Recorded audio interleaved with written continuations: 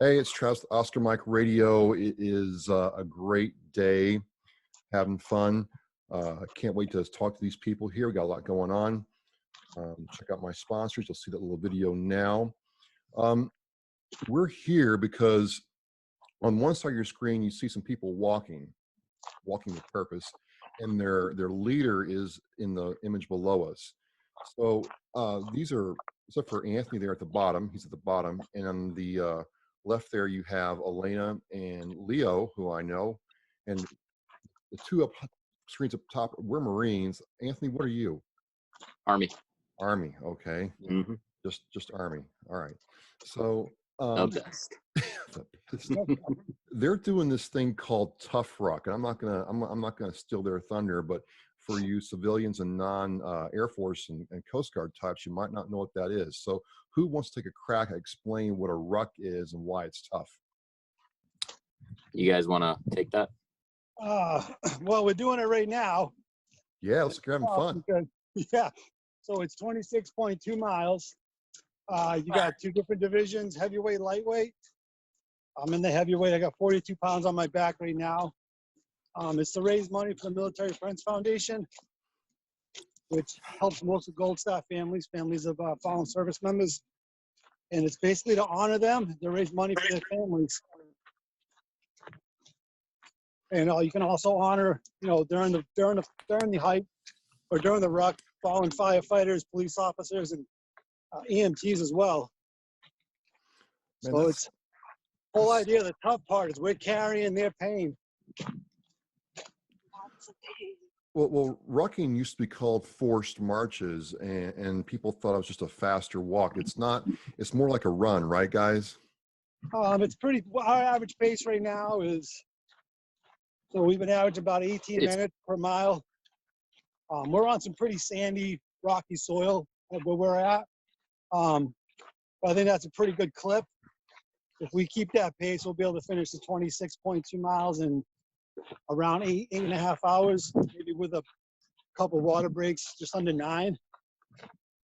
That's still a pretty good clip. Yep. So, Anthony, what's your involvement in this? It's my understanding you kind of are heading up this. Am I right in saying that? Nathan Buckley. He's the one that kind of Devens. He started it because a few of us work on Fort Devens together. We did it last year and we had a blast. Actually met some Gold Star moms on the actual Tough Ruck. So it kind of gave us a little, excuse my French, kick in the ass. So we said, all right, when we come do this next year, we're going to expand the team and see if we can raise even more money. So we actually set a goal of $20,000 this year. 20,000. Yeah, it's a big ask because we have only 14 people on the team. But I think by the end, because the money's due in 2 weeks, it's due March 23rd. I think by the end we'll have 10,000. So we didn't reach the goal yet, but 10K is still pretty damn good. Oh, absolutely.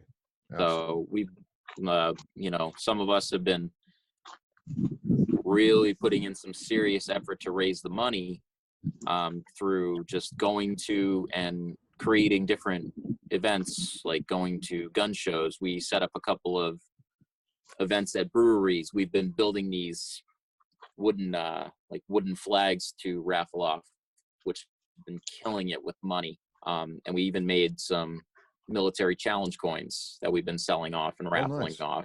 Yeah. Everybody on the team did their part. We had a guy on the team design the coins. A bunch of us have been building the flags. So it's a different way to raise money rather than just asking people, hey, can you donate to my cause? Because people don't like asking. Go ahead.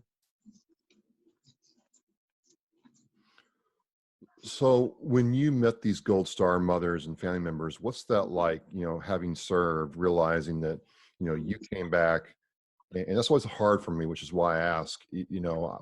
I came back from service, even though I didn't serve in combat. I had fellow Marines that got killed during their time of service, and we were in a peace time. What's that like, meeting them and talking with them?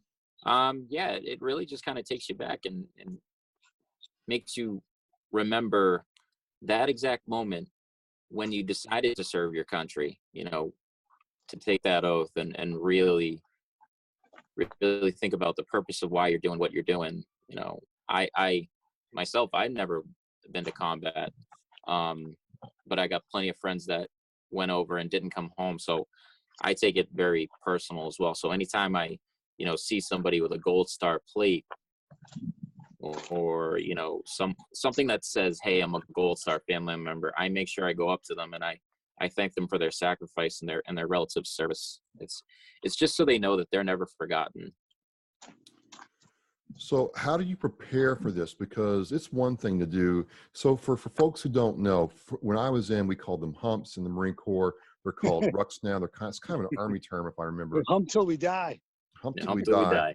The packs changed from what I still have my Alice pack, by the way. I'm wearing Alice pack That's right what now. I think, Leo. Aren't you using an Alice pack? Yeah, I have a modified Alice pack. It's called a Malice pack. It's Malice is right. Yeah. Well, they took I took some. It's Molly mixed with Alice. It's kind of a hybrid. I found it online. The instructions how to do it. It's much more comfortable than the Alice pack by itself, but it's stronger than the Molly packs. It had a lot of problems with breaking because there's a lot of plastic in them. Yep. So this is kind of like the best of both worlds. So I mean, my back's fine. Right now, my calf's the only thing that hurt me right now. That's the only thing that hurts some folks. So, That's what's hurting right now. Tomorrow morning, I'll have different pains. okay. But For the rest of the body's going to hurt tomorrow. rest of the body. So for the folks that don't know, a hump or a ruck is your combat gear. And in the military, you want a 15 to 18 mile pace, which might not sound fast until you consider you're hauling about 50, 60 pounds of gear, not on highway, not on asphalt, not on concrete, in the nastiness of the outdoors. And you all got to keep up. So doing this now, what's the approach now versus when we were younger and more, you know, handsome and beautiful and in shape? I know for myself, I definitely started small. I started with 2 milers and some 4s, and then 6. I started doing a lot more stuff at the gym that was more lower body, you know, the Stairmaster, stuff like that. Did a lot more step ups, and then I think the best thing you can do is just get out and do it, because your feet, you gotta toughen your feet up. If your feet aren't toughened up, you're not gonna. Yep. You're gonna be hurting.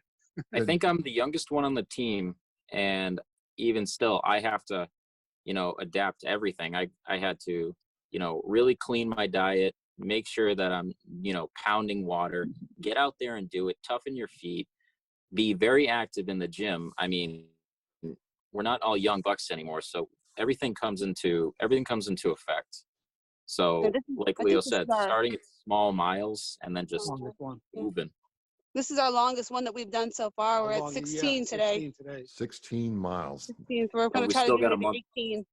Yeah, and we still got a month to go. So, now what kind of footwear? I mean, I wore Matterhorns when I was in the Marine Corps to hump with. They were pretty good. I mean, are you guys using tennis shoes or like hiking boots or combat boots? What do you guys hump with? Elaine and I are both wearing Merrell Moabs. Oh, nice. Mother of all boots, the ventilated ones. They're lightweight. They breathe real well.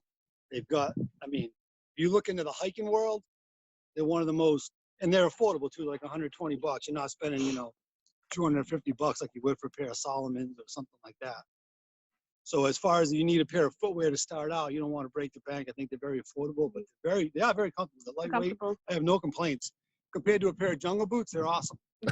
You got to have like we have pairs of sock liners on, and then like special compression socks. Yeah, wool socks and sock liners really help too with the blistering part. Everything First matters. time we went hiking with them, Everything matters. Absolutely, yeah, everything. The socks matter. Everything matters. Yeah. So there's a lot of planning and logistics. You don't just put on a pack, throw some rocks in it, and go walk for. Yeah, you can't do that. You're gonna break yourself. You'd be hurting. First time we did a hike, I did one loop which was 5 miles. I had blisters all over my feet. We just did 16, and I don't think I'm going to have a single blister because we're prepping properly. All right. So just real quick, are you the only female on the team, Elena, or are there other women doing it with you? No, there's other females on the team. Amanda? We have Amanda. Well, that's the only ones I know. That's it, I think. I think we had somebody kind of who's gonna try to get on late. We'll see how it goes. She's a commander in one of the Army units I know. Great. Like a Now, rogue entry. here's a noob question. When is your event? April April 19th. 19th. April 19th, 42 days. 42 days. And you have to have your money in by when? March 23rd. March 21st. So this is coming up quick. So look, ladies and gentlemen, there'll be links in this video, in the podcast, everywhere to help donate to them. I know 2 of these Marines personally. We're involved in some other things. It's really cool that they're doing this now. Anthony, I got to meet you the other night. It was really great. You know, as you're doing this, I mean, is there a sense of satisfaction that you're accomplishing this? There are easier ways to raise money. But Absolutely. Yeah, You could send definitely. a check and go to bed. Yeah, absolutely. Okay, so yeah, it's definitely satisfying. I mean, just I did knowing 10 years in the Marine Corps, and I did 6 years in the Navy Seabees. When I was in Iraq, we did lose 2 EOD techs in our unit. I'm also Linda Kiernan, who you talked to on your show before. oh yeah. I met her at the pig roast at Reedy's last year, and I'm going to be carrying her son Beckett's name on my pack. Oh man. So there is a personal connection for you all. Absolutely.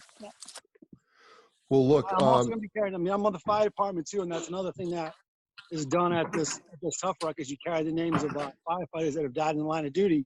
And since I've been a firefighter, we've had 3 line of duty deaths due to occupational cancer. So I'm going to carry their names as well. so firefighting even now is still a very dangerous job. Absolutely. It's not just getting the cats out of the tree. No, it's not. I've actually got a parakeet out of a tree before. Believe it or not, it's no, it is. What we're learning now about fire and EMS and in the military, about 22 a day in the military with suicide. Well, this is the first year that suicide in the fire service has been higher death-wise versus cancer. Same with police and fire and EMS. Suicide is on the rise, just like in the veteran community. No one knows. I mean, we're starting to figure out why. So yeah, this is very close and near and dear to me. Well, guys, I mean, I know this is kind of like in our world, in the podcast world, this is kind of an out of band, episode, but I know you guys are busy, but I just want to get it out there because, 1, I know you all, and 2, I've talked to Gold Star parents before myself, and they appreciate anything that's done for them. They feel forgotten sometimes. So, you can write a check, like you said, Elena, and go to bed, take the easy way out. But look, folks, I'll tell you one thing about Elena. The easy way is never her way, ever, in a good way. But, for you all to do this really is kind of that whole thing about action versus just sitting there and running your mouth, which is what I'm doing now. But no, are you guys going to do this at the marathon, or is it a different event? I'm just curious. So it's the day before the marathon. The day before the marathon. Yeah, we used to do it during the marathon, but a few years ago when the Boston Marathon bombing happened, the year after that, they had said, hey, no more packs during the marathon. So they did this in lieu of that because obviously it's for security reasons. So we do it the day before the Boston Marathon now on a different route completely. Have any of you ever done this before? I did it last year.